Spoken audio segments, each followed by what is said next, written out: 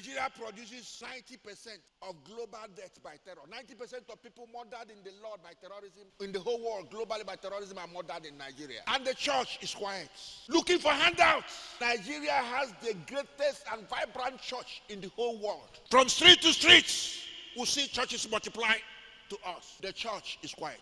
How long will we be quiet in this type of condition? How long will we remain silent? How long will we consider our religion as privatized? How long? Where have we read it that the church should be ostracized from society? Where? Matthew 28, 18 to 20. The Bible says that if the drum does not sound and put on an uncertain sound, who will prepare themselves for a battle? Nigeria is in a war, worst war you can ever think of. We are not in any war by any external aggression. We are in a war against the cabals, the people that have captured our entire system and using it to weaponize us. The church should change their theology.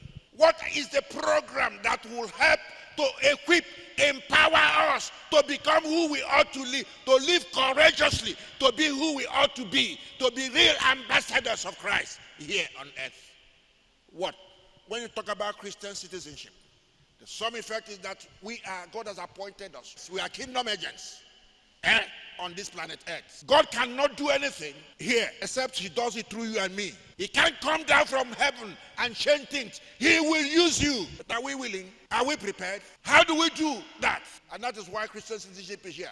Christian citizenship wants to provide you the platform, wants to provide you the knowledge, wants to provide you with biblical foundation required to fulfill your destiny as children of God there and here. That is why we are here. We are not a church. We don't want to intend to be a church. We don't take donation. We don't take tithes. We don't take offering. And yet, some people are fighting us. Why are you fighting a vision God has given to salvage the society? Why are you fighting it? You are fighting God.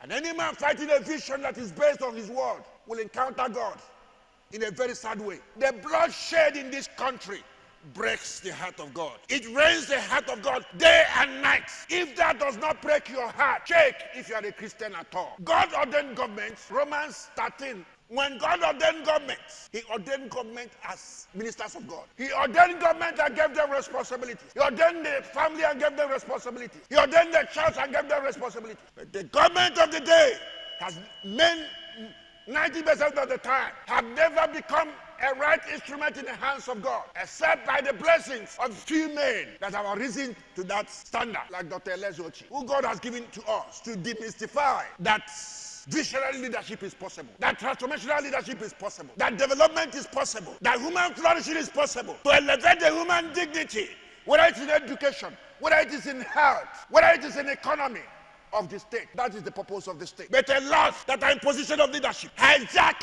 the instrumentalities of power to weaponize poverty, hijack the instrumentalities of power to weaponize violence, hijack the instrumentalities of power to perpetuate people into servitude so that they can't have a voice. Church, you are the voice of the voiceless.